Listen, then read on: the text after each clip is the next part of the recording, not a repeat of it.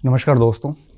हम NCERT history कक्षा 6 से लेकर 12 तक की सीरीज़ को पढ़ रहे हैं। उस क्रम में आज हमारा चौथा टॉपिक है। इससे पहले हमने 3 टॉपिक पूरे कर लिए हैं। जो राष्ट्रीय शिक्षा नीति के अनुरूप छठी कक्षा की जो नवीन हिस्ट्री आई थी, नवीन सामाजिक अध्ययन की पुस्तक, जिसमें टोटल 5 अध्याय हैं, उनमें से उस क्रम में ये सेकेंड लास्ट अध्याय है।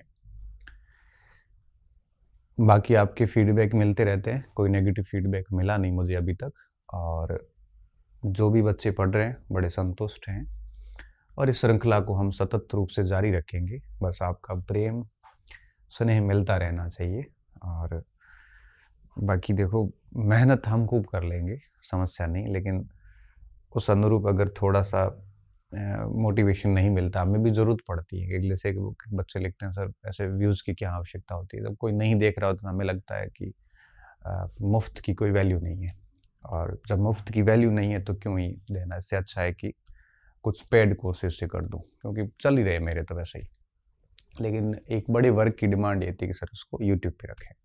मैंने कहा ठीक है, यूट्यूब पे रख लेंगे, मगर फिर उसको अच्छे से देखने और उसकी वैल्यू करने वाले भी होने चाहिए। अगर मुझे जिस समय लगेगा कि वैल्यू नहीं हुई है, तो फिर देखो, मैं भी एक शिक्षक हूँ और मैं बहुत आदर्शवादी व्यक्ति नहीं हूँ, यथार्थवादी व्यक्ति हूँ और डिसीजन ले लेता हूँ।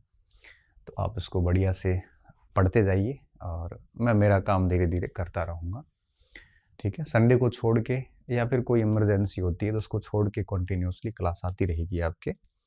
और बाकी बड़े अब शब्द लिखता हूँ, हैंड राइटिंग भी ठीक है, दिक्कत है नहीं, और आप आराम से बोलता भी हूँ तो लिख भी सकते हैं आराम से। साथ में नोट्स बनाते रहिए, और जैसा जैसा मैं लिखता हूँ वैसा वैसा साथ में करते रहिए। पुस्तक की भी आपको आवश्यकता रहेगी नहीं। आज हमारा अध्याय है भारतीय संस्कृति की जड़ें। भारत की संस्कृति की सांस्कृतिक जड़ें हैं, थोड़ा लिखने में शायद गलत भी हो गया है। भारत की सांस्कृतिक जड़ें, संस्कृति का होना चाहिए पीछे, हर जगह ऐसे लिखा है, कोई इश्यू नहीं। अब देखो, इसका जो स्टेटमेंट है वो इन्होंने उठाया है नीति शतक से। कौन सी पुस्तक से? नीति शतक से उठाया है।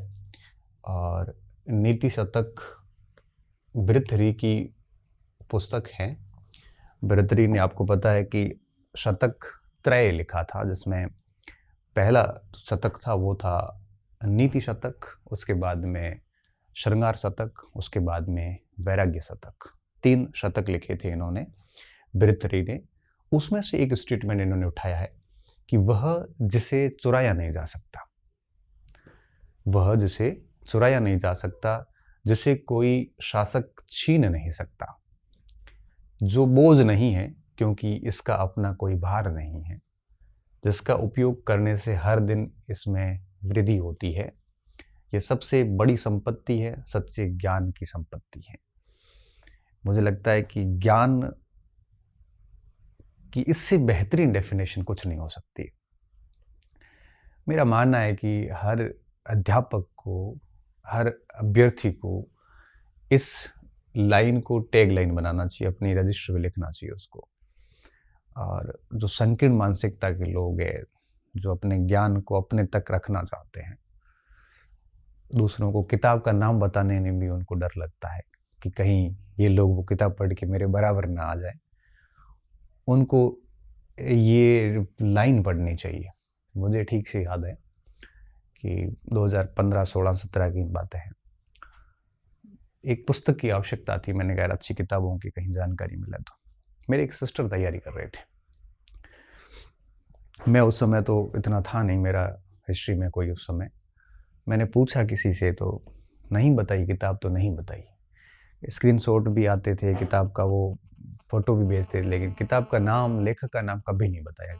कई लोग हैं, होते हैं ऐसे जो नहीं बताना चाहते। बड़ा असुरक्षा का भाव रहता है, और असुरक्षा का भाव हमेशा डरपोक व्यक्ति में रहता है। जो व्यक्ति अंदर से मजबूत है, जो व्यक्ति अपने आप में बहुत दृढ़ संकल्पित और आत्मविश्वासी है, जो मेहनत करता है, वो व्यक्ति कभी भी असुरक्षा के भाव से ग्रसित नहीं हो सकता, क्योंकि उसको खुद पे विश्वास होता है। तो ऐसी असुरक्षा के भाव के लोग दुनिया में बहुत हैं।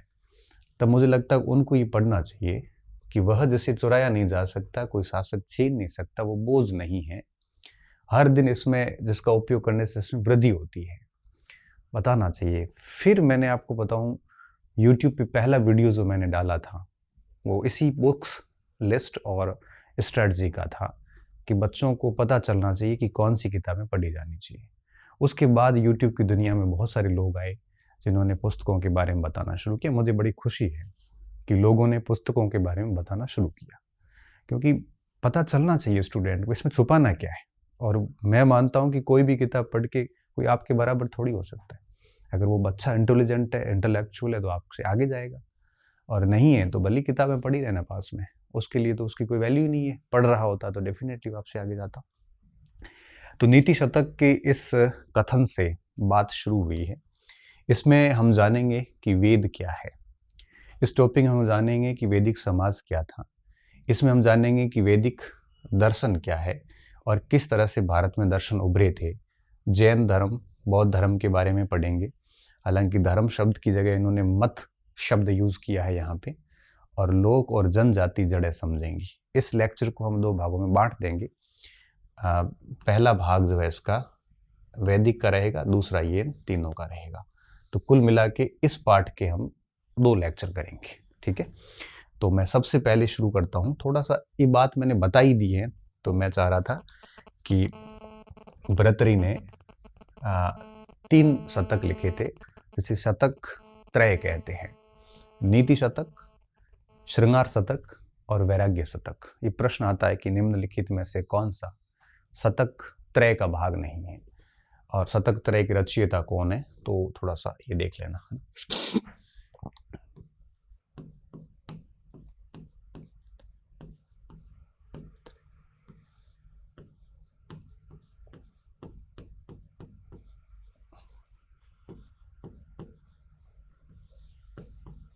हालांकि मैं पूरी कोशिश करता हूँ कि मेरे से कोई वर्तनी त्रुटि ना हो, उसके बावजूद भी अज्ञानतावश या ज्ञान की कमीवश, अधूरी जानकारीवश अगर कोई मात्रात्मक एरर रहता है, वर्तनी त्रुटि रहती, तो आप ठीक कर लिया करें।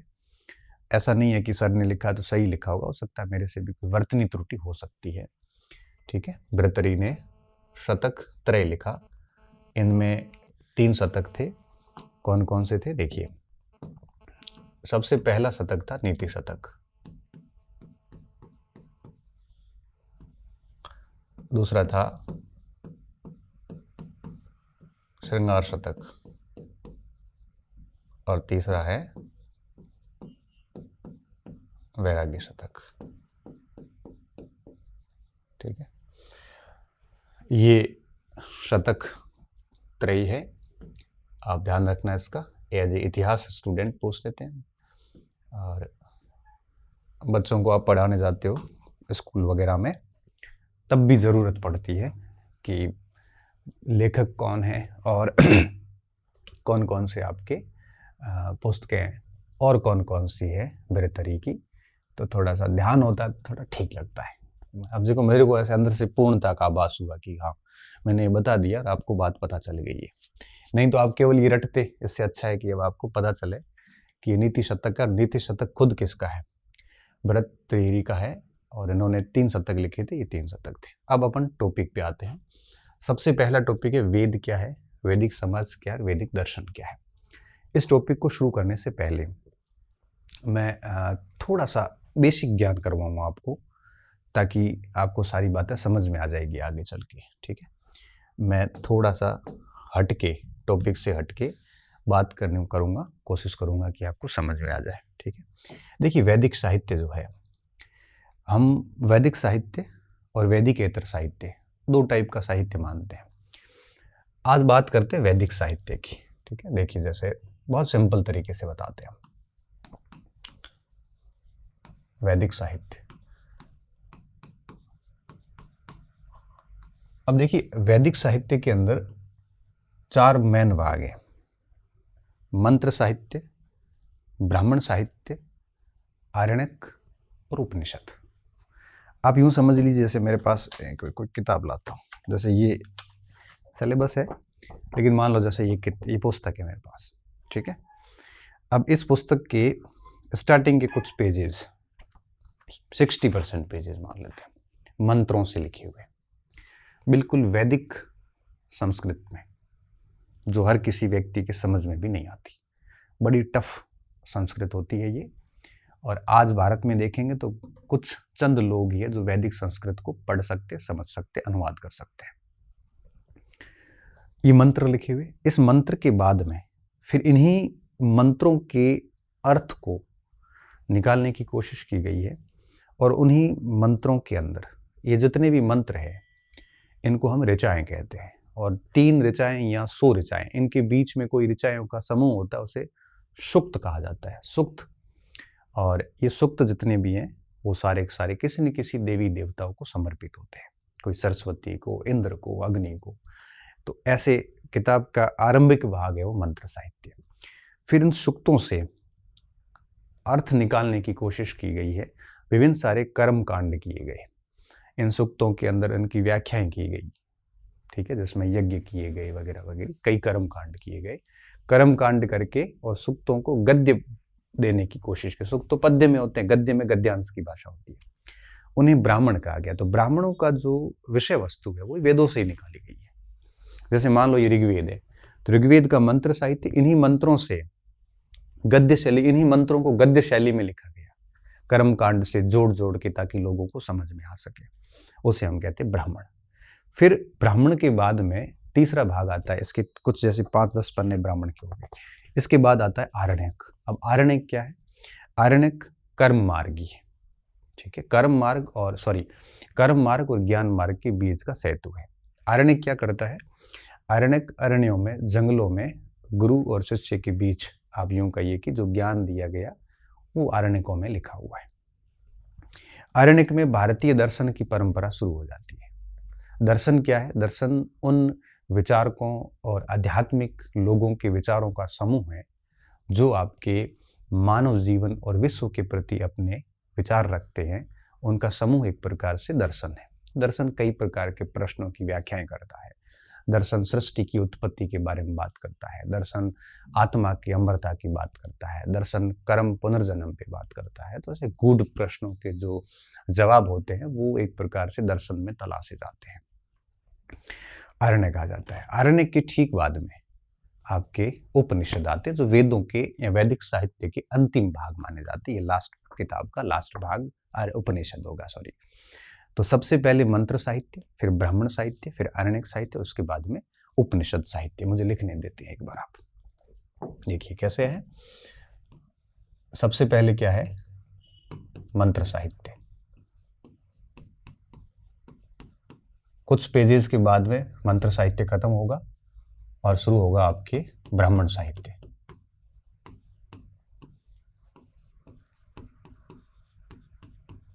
ठीक है, और ब्राह्मण साहित्य के ठीक बाद में आएगा आरण्यक, और अंत में कौन आएगा? उपनिषद। मैं इनकी एक सिंपल व्याख्या कर रहा हूं कक्षा 6 के हिसाब से, कि आपको समझ में आ जाए है क्या ये। ठीक है, अब देखिए, मंत्र साहित्य पद्य शैली में है, कुछ कुछ गद्य में भी है, और पूरे के पूरे सूक्त ऋचाएं उनके संबंध में लिखे गए हैं। अब श्लोक है, आप यूं समझ लीजिए इसको। अब श्लोकों की व्याख्या कर्म कांड के आधार पर गद्य शैली में की गई है ब्राह्मणों के अंदर, ब्राह्मण साहित्य में। ऋग्वेद के अपने ब्राह्मण हैं, अथर्ववेद के अपने ब्राह्मण हैं, सामवेद के अपने ब्राह्मण हैं। अब कोई ऋग्वेद का ब्राह्मण है तो डेफिनेटली उस ब्राह्मण में कंटेंट ऋग्वेद से लिया गया है, ठीक है। और अगर कोई अथर्ववेद उसका सामवेद का है तो सामवेद का कंटेंट होगा सामवेद के ब्राह्मण के अंदर। उसके बाद में आता है तीसरे नंबर पे आरण्यक। ये क्रम से है। आरण्यक ये भारतीय दर्शन की शुरुआत मानी जाती है। देखिए, इसको ये कर्म प्रधान व्याख्याएं करता है। इसकी व्याख्याएं कैसी है? कर्मकांडी व्याख्याएं, जो सामान्यतः गद्य शैली में, सामान्यतः पद्य में भी है, और ये वेदों के मंत्र साहित्य के ठीक बाद में ये भाग आता है। यहां जितनी भी व्याख्याएं की गई है ये ज्ञान मार्गी है। कैसी है? ज्ञान मार्गी। यहां शिष्य गुरु के पास में उपनिषद, शिष्य गुरु के पास में बैठता था और गुरु के पास में बैठकर और गुरु से गूढ़ प्रश्नों के उत्तर जानने की कोशिश करता था। और इसके अंदर गुरु किसी न किसी कहानी को सुना के गुरु और शिष्य के बीच में संवाद होते थे, जैसे नचिकेता यम संवाद, जैसे गार्गी का और याज्ञवल्क्य का संवाद, जैसे आपके आरुणि उद्दालक और श्वेत केतु का संवाद। ऐसे संवाद होते थे इसमें, और संवाद के जरिए गुरु कहानी के द्वारा अपने शिष्य को शिक्षा देता था और गूढ़ दार्शनिक प्रश्नों के जवाब देता था। दार्शनिक प्रश्न क्या है? ब्रह्म क्या है, आत्मा क्या है, सृष्टि उत्पन्न कैसे हुई, मृत्यु के बाद व्यक्ति का क्या होता है, ये सारे प्रश्नों के उत्तर है तो किसमें दिए जाते थे?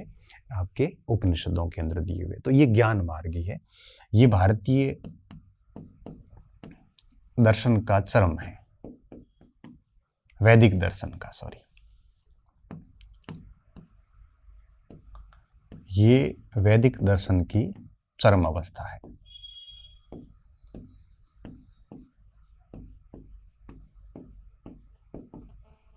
चरम अवस्था है ये वैदिक साहित्य का, आप क्यों समझ लीजिए कि अंतिम भाग है।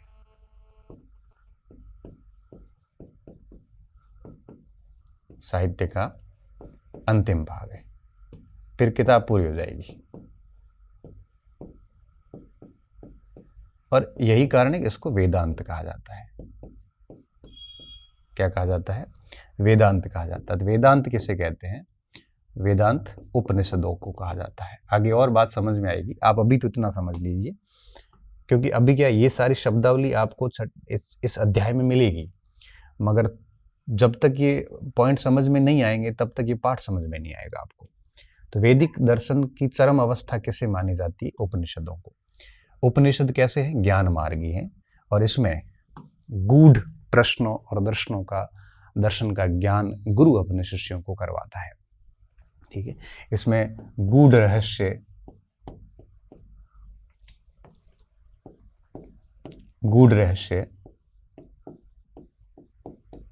दर्शन की बातें की गई हैं।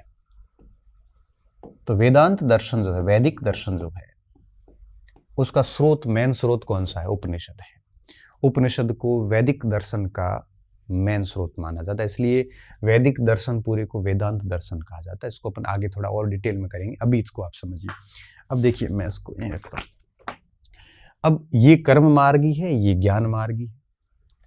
तो आरण्यक के अंदर क्या हुआ है? कर्म मार्ग और ज्ञान मार्ग दोनों के बीच में सेतु का काम कर रहा है। इसलिए हम इसको क्या कहते हैं कि कर्म व ज्ञान मार्ग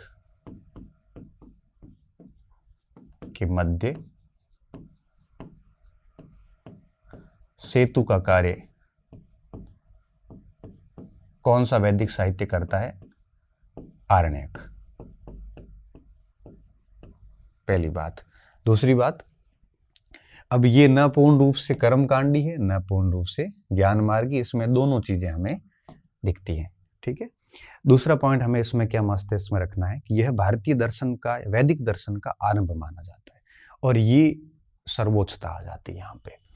तो भारतीय दर्शन शुरुआत का हम कहेंगे वैदिक दर्शन, वैदिक दर्शन का आरंभ यहां से माना जाता है।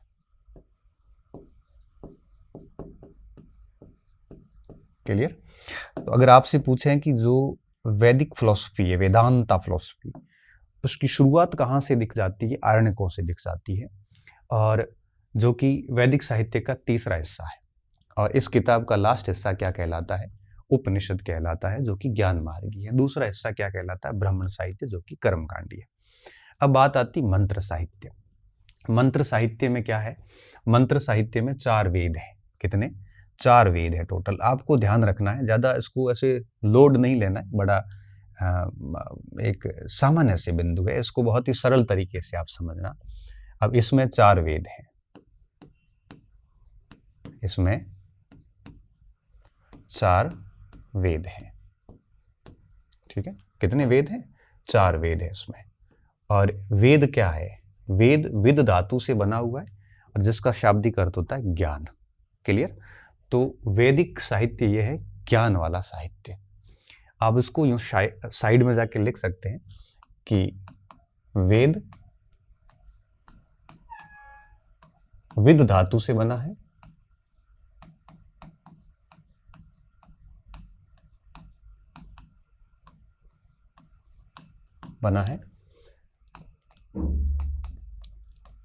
जिसका शाब्दिक अर्थ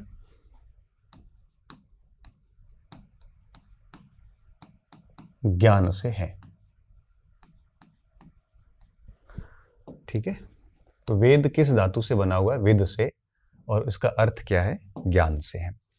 अब इस ज्ञान वाले स्रोत जितने भी हैं इनको 4 भागों में बांट दिया गया है। इसमें टोटल 4 वेद है। कितने? 4 वेद हैं।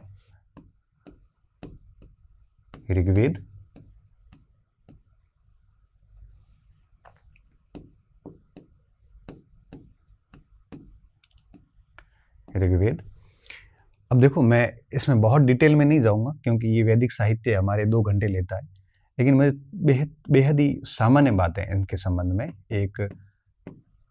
एक सामान्य अभ्यर्थी को आनी चाहिए, उस पे मैं बात करूंगा।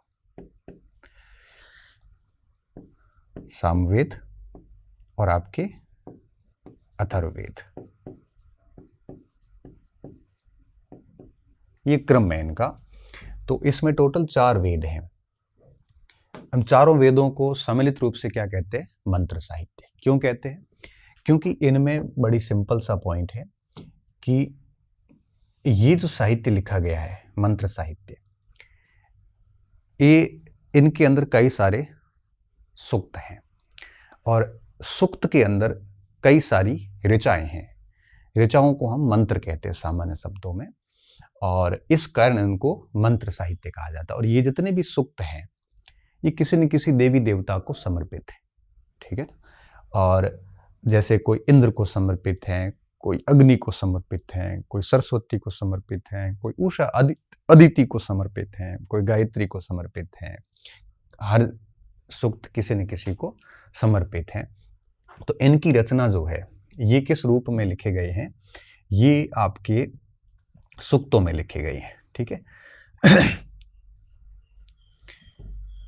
इनकी रचना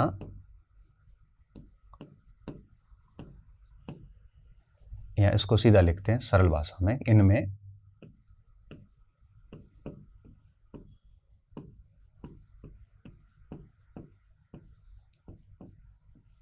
कई सूक्त हैं, ठीक है। एक सूक्त में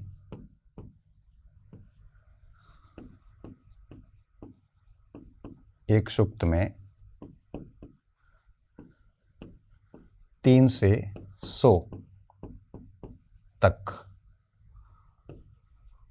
मंत्र अथवा ऋचाएं होती है,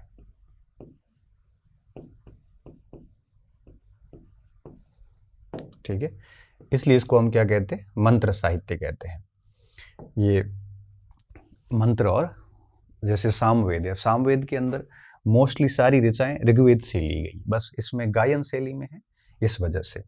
यजुर्वेद की ऋचाएं और ये भी अलग अलग है। अथर्ववेद में थोड़ा जादू टोने टोटकिन वगैरह नदी के, ठीक है, ऋचाएं होती है। और ये सूक्त किसी न किसी देवता को समर्पित है, ठीक है।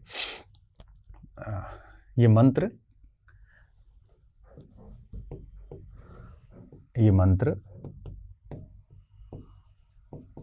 कविताओं व गीतों के रूप में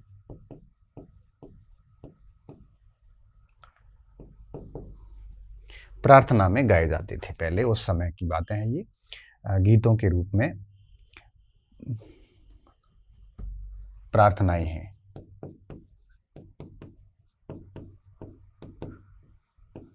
ठीक है, प्रेयर है, और किसी न किसी देवता को समर्पित है।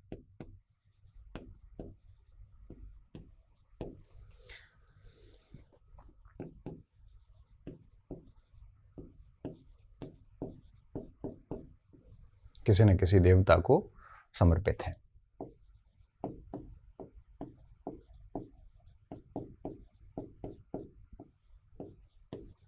अब इनकी जो रचनाएं हैं ये ऋषि और ऋषिकाओं ने की थी, मतलब कवि और कवियत्रियों ने की थी। ऋषि भी थे, ऋषिकाएं भी थी।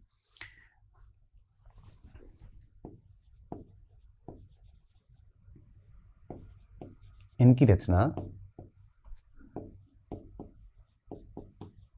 ऋषि व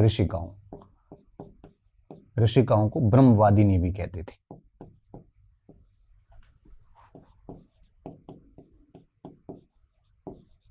कवियत्री भी कहते थे। ऋषिकाओं ने की थी।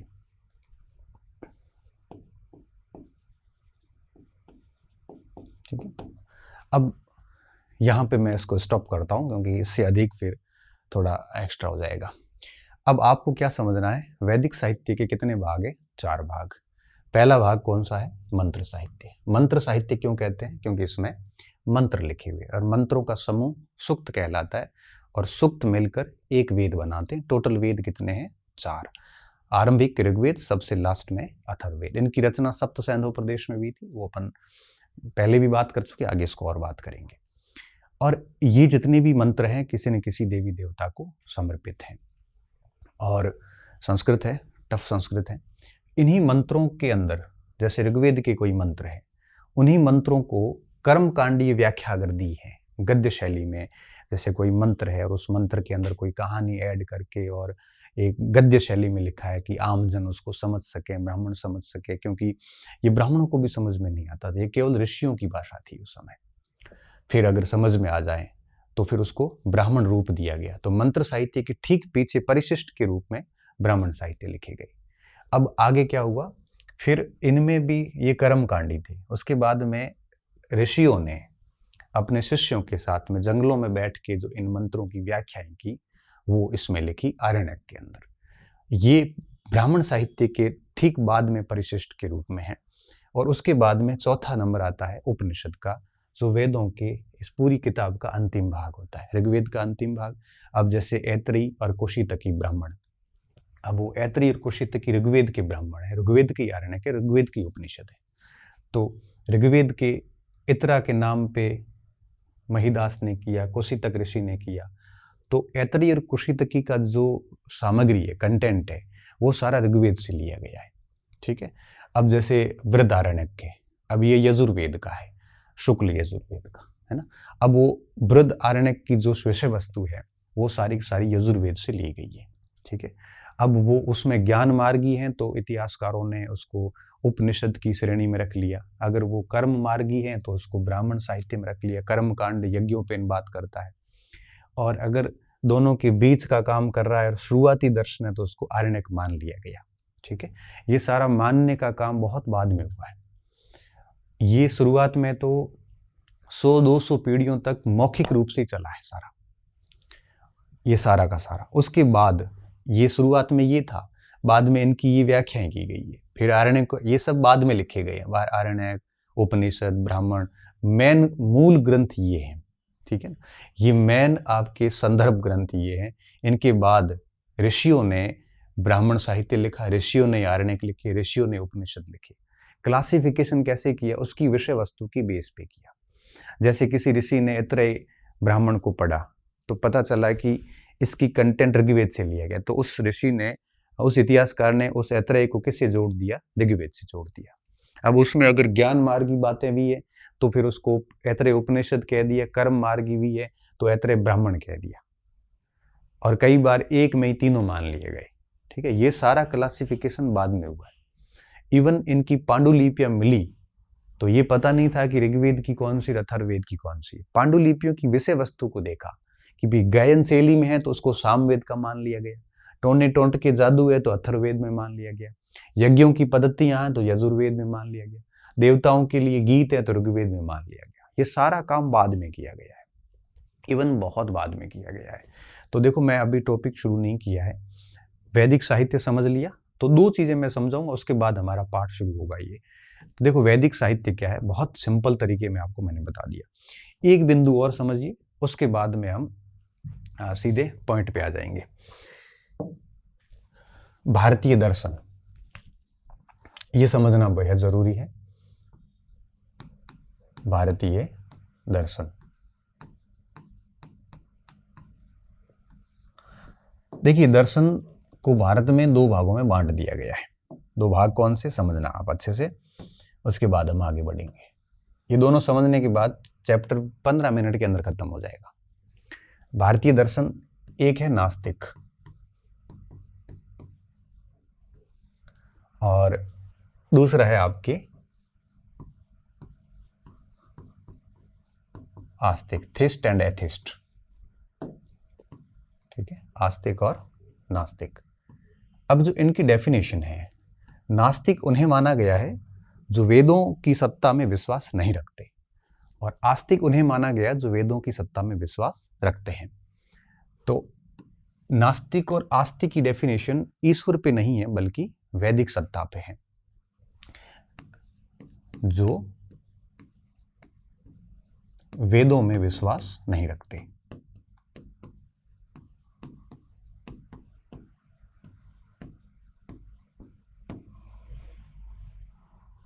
विश्वास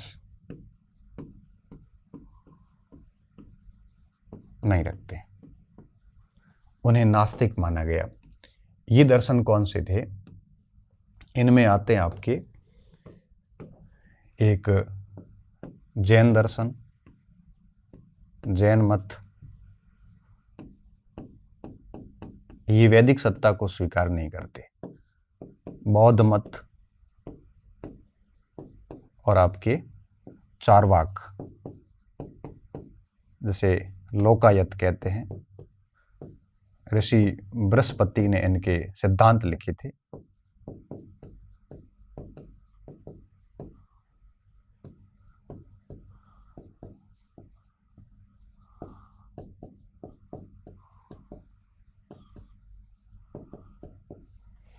ये नास्तिक हैं। जैन दर्शन, बौद्ध दर्शन, चार्वाक, ये सब कैसे हैं, नास्तिक हैं। दूसरा था शब्द आस्तिक। आस्तिक का क्या मतलब है, जो वैदिक सत्ता में विश्वास रखते हैं, जो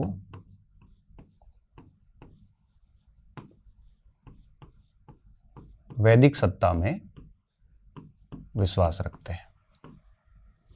ये प्रश्न कई बार आता है कि आस्तिकता और नास्तिकता की जो डेफिनेशन है वो किस पे तय हुई है, ये वेदों पे तय हुई है, न कि ईश्वर पे तय हुई है। जो वैदिक सत्ता में विश्वास रखते हैं उन्हें क्या कहा गया है, आस्तिक कहा गया है, और जो नहीं रखते उन्हें नास्तिक कहा गया है। क्लियर। अब आप समझिए इस बात को। नास्तिक को हम 2 भागों में बांटते हैं।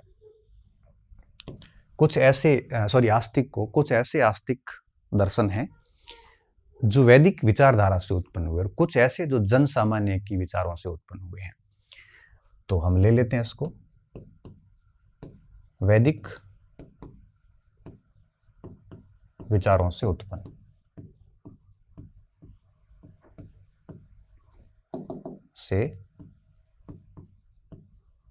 दर्शन। और कुछ ऐसे हैं जो जन सामान्य के कारण उत्पन्न हुए हैं।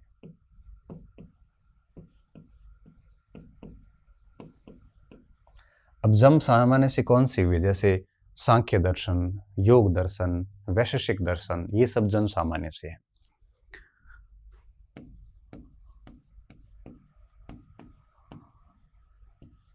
ठीक है, समझते जाइए, बड़ा इंटरेस्टिंग है ये।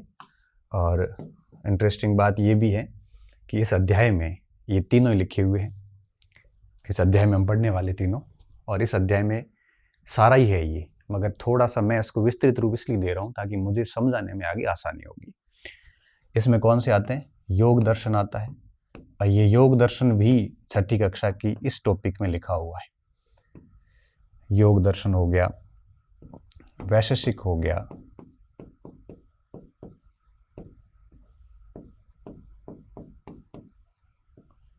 और योग वैशेषिक सांख्य दर्शन हो गया।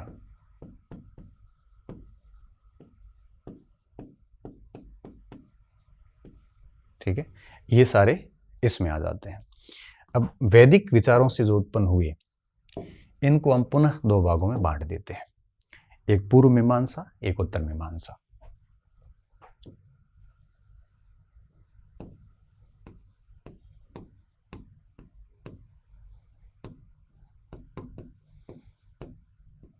क्या कहते हैं?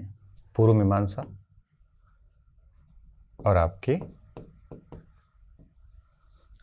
उत्तर मीमांसा। उत्तर मीमांसा को वेदांत दर्शन कहा जाता है,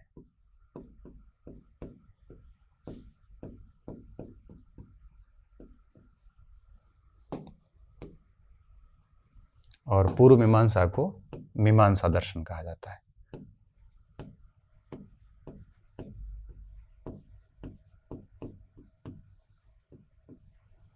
मेरा उद्देश्य सिर्फ इतना है कि आपकी बेसिक जानकारी हो जाए। मैं यहाँ पे बिल्कुल डिटेल में नहीं जा रहा हूँ।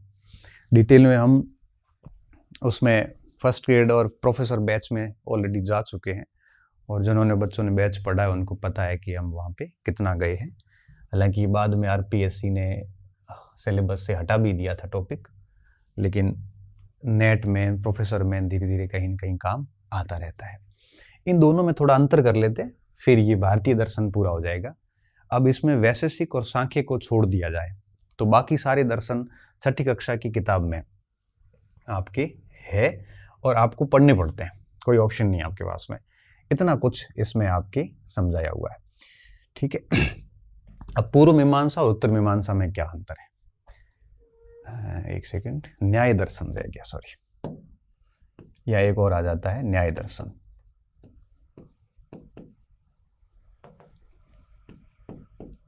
न्याय दर्शन, ठीक है, ये चार इसमें आ गए, ये हो गए 5, 2, 7, 8। अब देखिए पूर्व मीमांसा क्या कहता है। पूर्व मीमांसा वे हैं जो वैदिक सत्ता में विश्वास करते हैं। वेद कर्मकांडी है, कर्म कांड की ऊपर बात करते हैं, मतलब ये कर्म मार्गी है। ये लोग ये कहते हैं कि कर्म के द्वारा मोक्ष की प्राप्ति संभव है, और ये कहते थे ज्ञान के द्वारा मोक्ष की प्राप्ति संभव है। ये वेदों पे विश्वास करते हैं, ये प्रस्थान त्रयी पे विश्वास करते हैं। प्रस्थान त्रयी में उपनिषद, ब्रह्मसूत्र और भगवद गीता आते हैं। ये उपनिषद, भगवद गीता और ब्रह्मसूत्र पे विश्वास करते हैं, ये वेदों के विषय वस्तु पे विश्वास करते हैं। यद्यपि वेदों के मंत्र से ही उपनिषद निकले, मगर व्याख्या उपनिषद ने अलग तरीके से की है।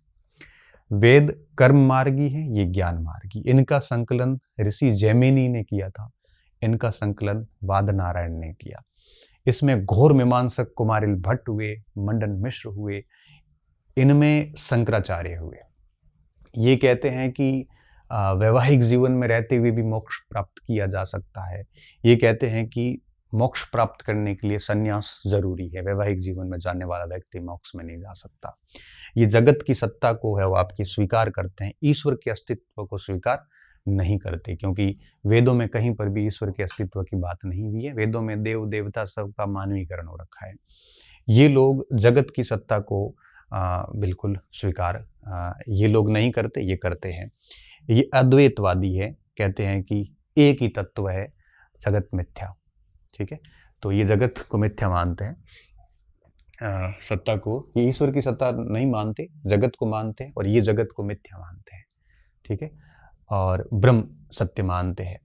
और इनके अंदर अगर और बात करें हम, तो उत्तर मीमांसा जो है वो मेन वेदांत दर्शन उत्तर मीमांसी है।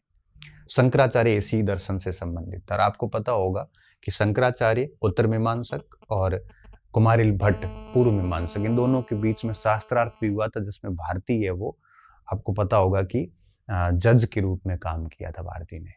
सामान्य कई कहानियां प्रचलित है। एक कहानी ये भी आती है कि शंकराचार्य ने इनको चुनौती दी थी कुमारिल को। इन्होंने कहा था कि वैवाहिक जीवन में रहते हुए मोक्ष संभव है, इन्होंने कहा था कि सन्यास के द्वारा ही मोक्ष संभव है, ब्रह्मचर्य व्रत का पालन करना पड़ेगा। इस विषय पे दोनों के बीच में बहस हुई और शास्त्रार्थ हुआ, जिसमें भारती को जज बनाया गया। शास्त्रार्थ शुरू हुआ।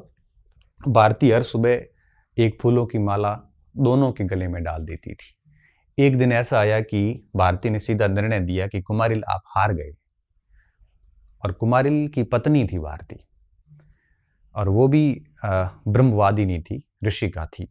तो पूछा कुमारिल ने कैसे, तो उन्होंने कहा कि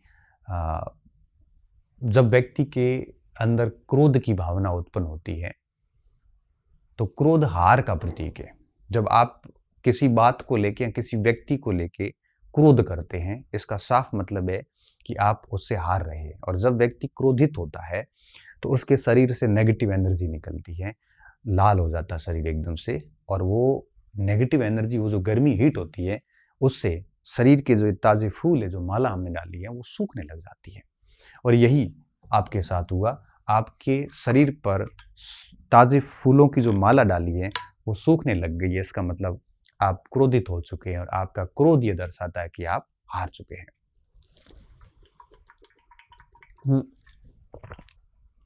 कुमारिल हार गए।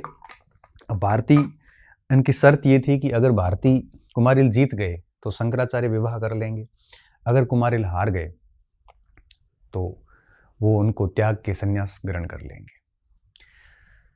ये सब चीजें चली रही थी। तभी भारती ने कहा कि अभी तो आधा अंग आधा हारा है, क्योंकि मैं अर्धांगिनी हूं। अब जब तक आप मुझे नहीं पराजित करोगे तब तक आपकी हार मानी नहीं जाएगी, जीत मानी नहीं जाएगी। उसके बाद में भारती और शंकराचार्य के बीच में कुछ प्रश्न हुए और अल्टीमेटली शंकराचार्य जीत गए थे। और ये एक नॉर्मल सी कहानी, और ये कई सारे उपनिषदों में वगैरह में साहित्य में अलग अलग तरीके से लिखी गई। मैंने एक पढ़ी, वो मैं आपको बता रहा था। अब पूर्व मीमांसक जो थे ये कर्म मार्गी थे। कैसे थे? कर्म मार्गी, जो वैदिक सत्ता में विश्वास रखते थे।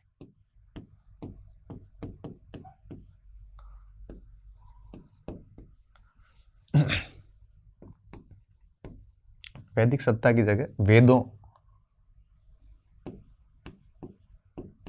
वेदों को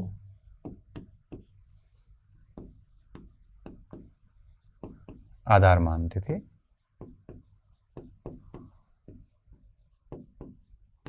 ठीक है। जगत को स्वीकारते हैं,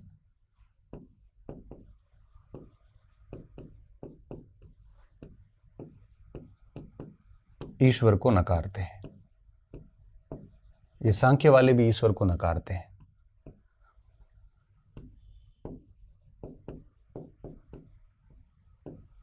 ईश्वर को नकारते हैं।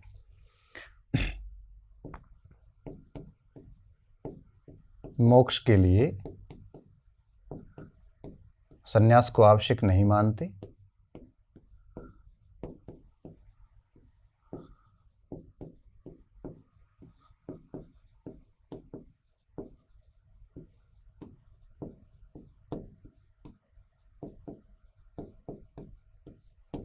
कुमारिल भट्ट शाखा थी ये पूरी।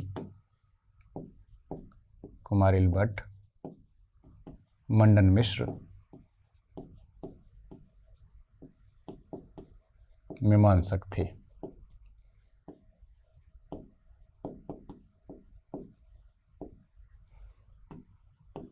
बेसिक एक ज्ञान आपको दे देता हूँ। ये बहुत बेसिक बातें हैं जो मुझे लगता है कि जाननी चाहिए।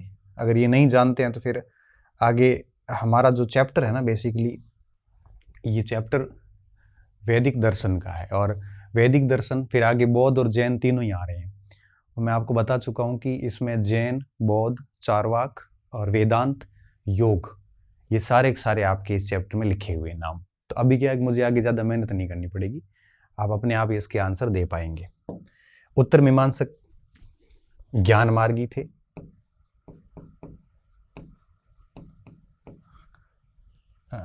ज्ञान मार्गी जो प्रस्थानत्रयी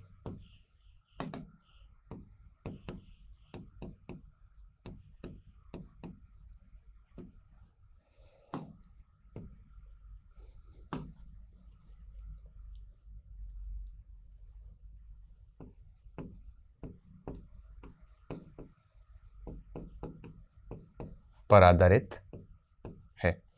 प्रस्थानत्रयी में क्या क्या आता है, देखिए, प्रस्थानत्रयी में उपनिषद, ब्रह्मसूत्र और भगवद गीता।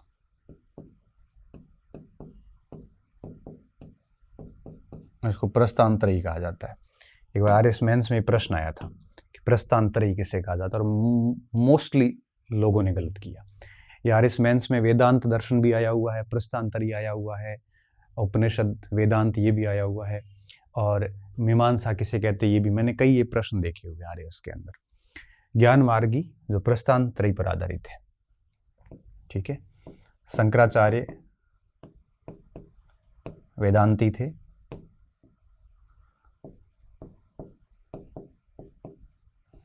वेदांती थे, ठीक है। और इसके अलावा अगर आप और देखोगे इसमें, तो ये जगत को मिथ्या मानते हैं,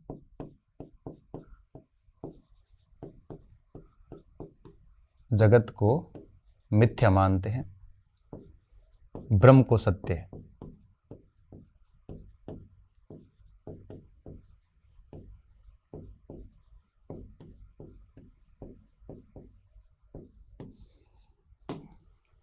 और मोक्ष हेतु संन्यास को आवश्यक मानते हैं।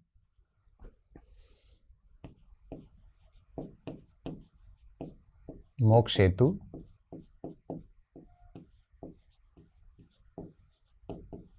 संन्यास को आवश्यक मानते हैं।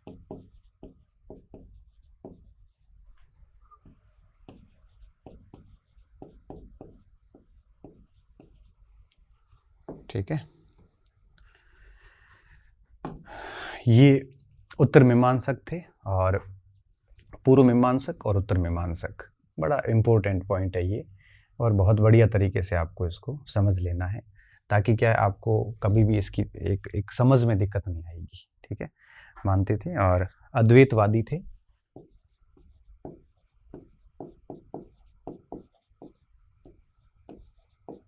वादरायण ने इसका संकलन किया था।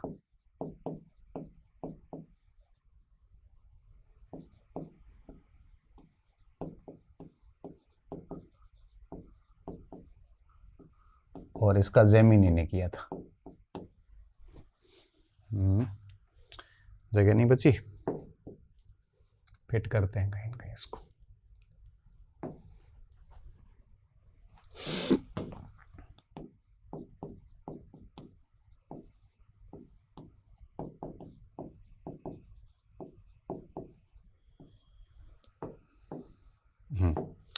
बस इतना सा समझाना था मुझे कि भारत के अंदर जितने दर्शन हैं उनको नास्तिक और आस्तिक में बांटते। ये नास्तिक थे और ये आस्तिक थे। इसमें भी अगर मैं आपको बताऊं कि सांख्य और मीमांसक दोनों ईश्वर को नहीं मानते, फिर भी वो आस्तिक है। सांख्य और मीमांसक दोनों ईश्वर को नहीं मानते, फिर भी आस्तिक। इसलिए आस्तिक और नास्तिक की जो परिभाषा है ये ईश्वर पर नहीं है बल्कि वेदों के ऊपर है। ठीक है, मैं इन दोनों को बोल्ड कर देता हूँ, आप इसको लिख लेना। एक ये और एक ये ईश्वर को नहीं मानते, ईश्वर की सत्ता स्वीकार नहीं करते, बावजूद उसकी आस्तिक है। मैं दर्शन में नहीं जाऊंगा, मगर इतना आपको ध्यान रखना जरूरी है। अब देखिए, अब एक बात आपके ये उत्तर समझ में आ गया होगा कि भारत में कौन से दर्शन और उभरे, इनके मूल सिद्धांत क्या है। ये मोटी मोटी बातें हमने कर ली। ठीक है, वेद क्या है, इसका संदेश क्या है। तो मतलब ये जो प्रश्न छोड़े हैं एनसीईआरटी ने स्टार्टिंग में, उन दोनों प्रश्नों का उत्तर हमने तलाश लिया है। अब अपन आते हैं मूल बिंदु पे, ये लिख लेना आप। वेद और वैदिक संस्कृति क्या है, और इस पे हम बात करेंगे अभी। ठीक है, देखिए सबसे पहली बात, भारतीय संस्कृति हजारों साल पुरानी है, सहस्त्राब्दियों से चली आ रही है, एक बरगद के वृक्ष की तरह संस्कृति, और इसकी कई शाखाएं आ चुकी हैं। भारतीय संस्कृति वृक्ष की उन जड़ों की तरह है जिस वृक्ष के ऊपर कई सारी शाखाएं आ चुकी है। शाखाएं विज्ञान की हैं, ये शाखाएं गणित की हैं, ये शाखाएं युद्ध कला की है, ये शाखाएं दर्शन की है। दर्शन की तो मैंने शाखाएं आपको बता दी। तो भारतीय संस्कृति है वो इस प्रकार से विकसित हुई।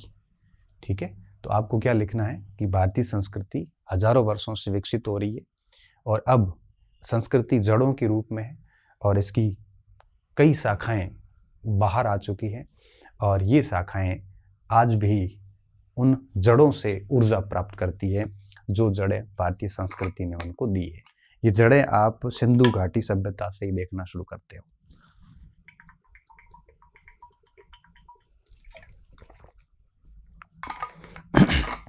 ठीक है, थोड़ा लिख लेते हैं इसमें, उसके बाद इसको खत्म करते हैं। अनेक सहस्त्राब्दियों पुरानी है भारतीय संस्कृति,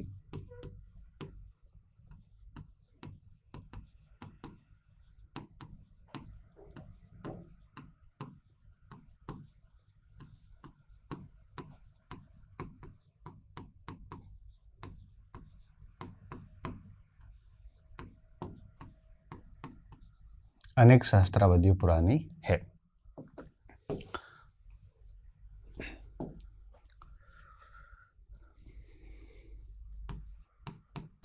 जो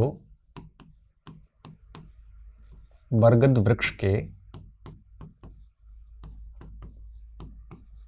जड़ के समान है।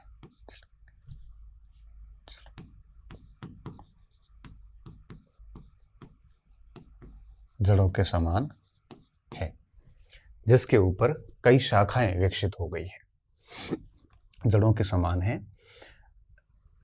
जिसके ऊपर अनेक शाखाएं विकसित हो गई है, जिसके ऊपर अनेक शाखाएं विकसित हो गई हैं।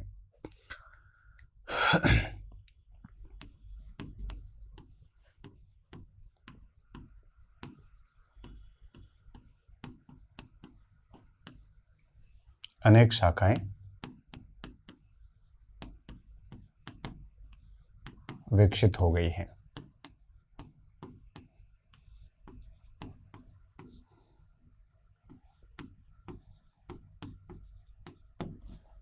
अनेक शाखाएं विकसित हो गई है, जैसे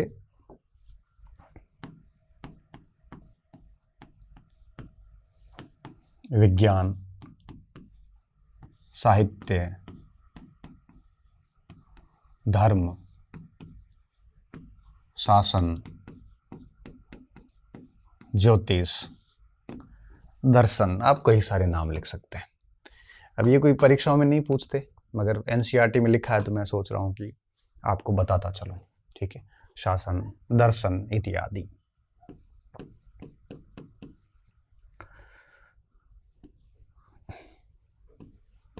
दर्शन क्या है?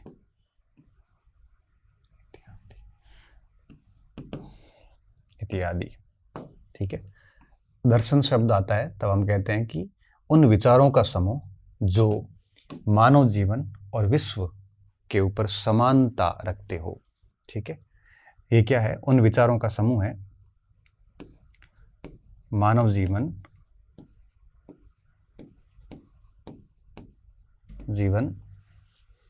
व विश्व। विश्व को आप सृष्टि कह सकते हो। ठीक है, विश्व शब्द थोड़ा नया है, सृष्टि शब्द पुराना है। विश्व के बारे में समान विचार के बारे में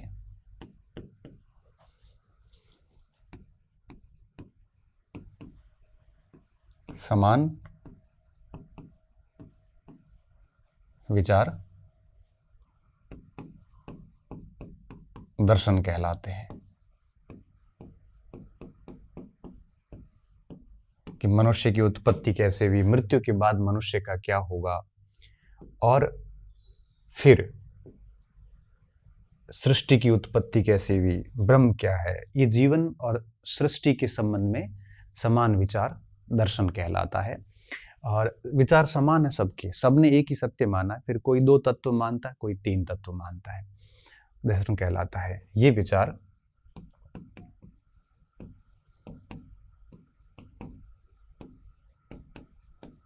विचारकों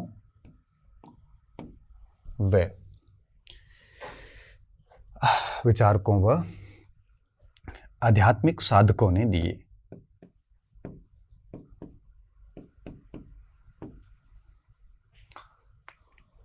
आध्यात्मिक साधकों ने दिए। अब आप मुझे कहो सर, आध्यात्मिक और साधक दोनों अलग अलग शब्द हैं। साधक कौन होता है? वो व्यक्ति जो सृष्टि की उत्पत्ति की और सभी प्रकार की सच्चाइयाँ जानना चाहता है, उसे साधक कहते हैं। ठीक है, साधक किसे कहेंगे? कि जो व्यक्ति इस दुनिया के सत्य को जानना चाहता हो, साधक कहलाता है। आप इसको ऐसे लिख लेना, वह व्यक्ति जो इस दुनिया के सत्य जानना चाहता हो,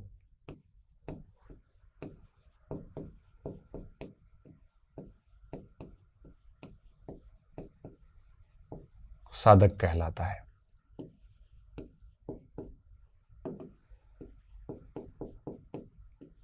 जो साधना करता है, संत हो गए, ऋषि मुनि हो गए, ये साधक थे सारे के सारे। जो सत्य जानने के लिए साधना कर रहा हो, तपस्या कर रहा हो, उसे हम क्या कहते हैं? साधक कहते हैं। और उन्होंने तपस्याएं करी, और तपस्याएं करने के बाद में जब उनको ज्ञान प्राप्त हुआ, तो वो फिर आपके ऋषि बन गए, वही आध्यात्मिक साधक बने। उन्होंने अपने ज्ञान का प्रसार किया, उसे ही दर्शन कहा जाता है। अब आप मुझे ये जिज्ञासापूर्ण प्रश्न कर सकते हैं कि सर, ज्ञान प्राप्त होने का क्या मतलब है? कि महात्मा बुद्ध को ज्ञान प्राप्त हुआ, महावीर स्वामी को ज्ञान प्राप्त हुआ, ये आपने इतिहास में खूब पढ़ा है। ज्ञान प्राप्त करने का मतलब क्या है? देखो, इसको मैं सिंपल सा आंसर देने की कोशिश करता हूँ। जब कोई व्यक्ति किसी कार्य को करने लग जाता है, तो वो अपने भीतर मस्तिष्क में कई प्रश्न लेके काम करता है। जैसे महात्मा बुद्ध बैठे, है ना, साधना करने बैठे, तो उनके मस्तिष्क में प्रश्न थे, आत्मा क्या है, सृष्टि क्या है, ईश्वर क्या है, ब्रह्म क्या है, ये सारी चीजें लेके वो बैठ गए। अब वो ऑल टाइम उसके ऊपर सोचते हैं, क्या हो सकता है, क्या हो सकता है, बिल्कुल ध्यानपूर्वक तरीके से। तो धीरे धीरे क्या होता है, एक लंबे समय बाद में व्यक्ति जब कुछ चीज़ों पर कंसंट्रेशन कर लेता है, एकाग्रचित हो जाता है, तो उसके बाद उन प्रश्नों की गुत्थियां सुलझनी शुरू होती है, क्योंकि पूरा दिमाग एक जगह केंद्रित होता है। और गुत्थियां सुलझने के बाद में कई प्रश्नों के आंसर मिलने शुरू हो जाते हैं, और एक अंतिम निष्कर्ष निकलता है कि ये सब चीजें ये हैं। बस जिस दिन व्यक्ति को लग जाता है कि मुझे मेरे सारे प्रश्नों के जवाब चिंतन के जरिए मिल चुके हैं, उस समय वो मान लेता है कि उसको ज्ञान की प्राप्ति हो गई। और फिर वह व्यक्ति जहां कहीं जाएगा, वो जो उसने प्राप्त किया, चिंतन से उसने हासिल किया, जो चिंतन के सहारे उसने जाना, उन सारे विचारों को वो फिर प्रसार करते हैं। वो बैठते हैं, फिर दूसरे वर्ग से शास्त्रार्थ करते हैं, उनके विचार अपने विचारों से लड़ाते हैं, और उसके बाद में जो जीतता था उसका प्रसार होता था, हारने वाला जीतने वाले का धर्म ग्रहण कर लेता था। तो इस तरह से ज्ञान प्राप्त होते थे। ज्ञान प्राप्त होने का मतलब था कि अपने मस्तिष्क में जो प्रश्न थे उनके उत्तर खोज लिए हो। और आप भी अगर कोई प्रश्न लेके बैठते हो, निरंतर उसके ऊपर सोचते हैं, 1 घंटे 2 घंटे नहीं, 1 साल 2 साल कई महीनों तक एक ही प्रश्न को लेके एकांत में जाके सोचेंगे, तो डेफिनेटली कई सारे आंसर निकलेंगे। लास्ट में एक आंसर को आप खुद वेरीफाई करोगे कि हाँ ये ठीक है। उस समय उसको ज्ञान प्राप्त करना कहते हैं। और फिर इतना जो आपने इस अवधि में सोचा, उसी का प्रसार वो लोग हैं, वो संत महापुरुष, वो साधक उस विचारों को प्रसारित करते हैं, जिसे हम प्रवचन देना बोलते हैं, जिसे हम ज्ञान का प्रसार कह सकते हैं। और ये धर्म का ही प्रसार होता था, और जो उनसे प्रभावित होते थे वो उनके साथ जुड़ जाते थे, और इस तरह से मत बढ़ता जाता था, लोग जुड़ते जाते थे और एक बड़ा विशाल आकार ले लेते थे। और फिर जो दूसरे मत के लोग होते थे उनसे उनका शास्त्रार्थ होता था, वैचारिक बहस जैसे हम कह सकते हैं, बड़ी संदर्भ स्रोतों के बेस पे होती थी, और उसमें जो जीतता था उसका और प्रसार होता था, उसका यूं कहिए कि उसकी प्रतिष्ठा और बढ़ जाती थी, और उससे लोग जुड़ने शुरू हो जाते, कई बार राजा भी कन्वर्ट हो जाते थे। तो ये सब चीज़ें चलती थी। तो साधक क्या होते थे ये बताए। आध्यात्मिक क्या होता है? आध्यात्मिकता का संबंध आत्मा से है, यह आत्मा से संबंधित है। एक सेकेंड, यह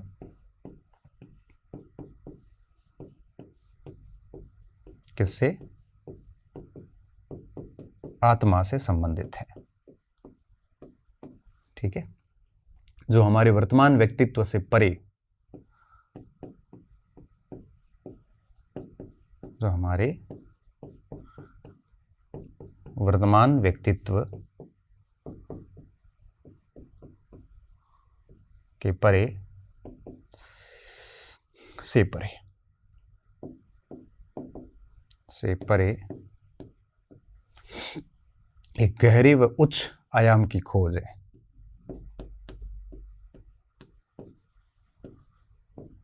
एक गहरे उच्च आयाम की खोज, स्पिरिचुअलिटी आयाम की खोज है, अध्यात्म। तो देखो, इसका संबंध आत्मा से है। आत्मा और आत्मा जो वर्तमान हमारा जो ये थोड़ा ये, एक मिनट, वर्तमान थोड़ा सा गलत आ गया है।